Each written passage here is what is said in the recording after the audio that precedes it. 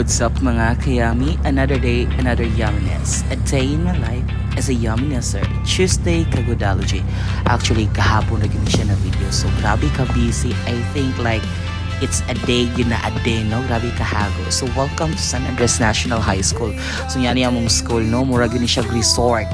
Kung makavisit mo sa mong school, mura na siya mga resort na makita sa Maramag. So, first stop is mag-login ta kay para walay deduction, okay? Time check, it's 7:17. So usually mo gid akong oras namo ni Ma'am Nora mo abot sa school. Si Ma'am Nora gikan po siya kibawi. And then of course, nagkataga po ang silhigon. So nag-check ko nila ani kung unsa ilang mga preparation. So gipang prank ko ni sila, no? Sa tanaw ng mga reaction. Go. Lagi. Karon. Kailag man schedule sa grade 10. Nag-inkai man sila. Lagi nag-inkai sila.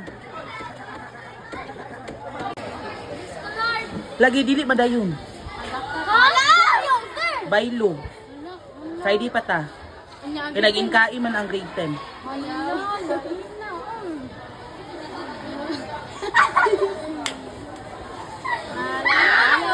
Lagi.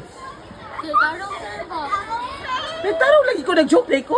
So afterwards, nagipang prank na ako sila, no? So murag kaila ko naging silang tagok, no? So di na ako ma-imagine lang mga naong. So of course, nag-check ko sa ubang section, oh, di ba? Kaondaan para kusgan yun lang ga. So laban.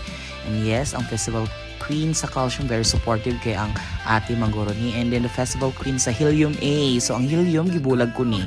And then yes, final look sa atong Calcium from the Sinulog Festival.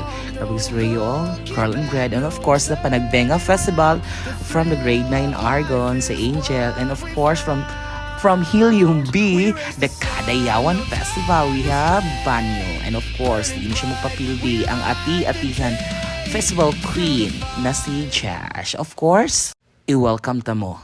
Curriculum and from the grade 8, Del Pilar. Again, welcome and enjoy the show.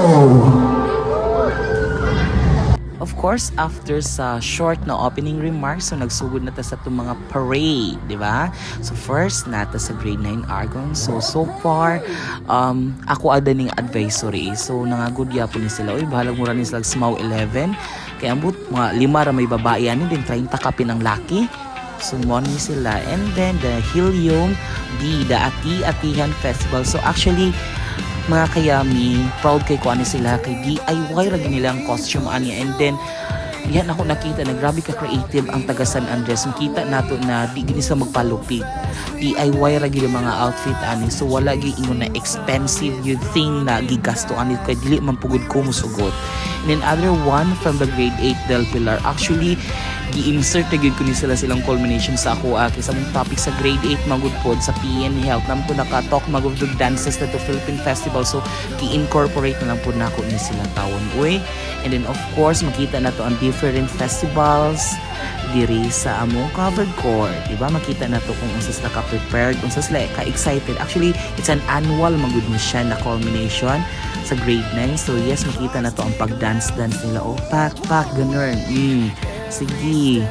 Tarungan na ninyo, kilas blocking na lang na ninyo, di ba? O sige, pamugas mo diha. Tanawa ra gunyo, duha ra kabae sa tubangan.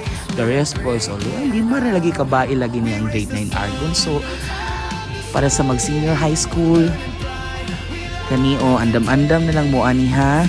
Okay, pak, guwapa kayo mong kuan Festival Queen na si Angel Barbaro. And of course, dili yun magpalupig ang Dinagyang Festival. Pwede ni sigurado, oy pak, sige.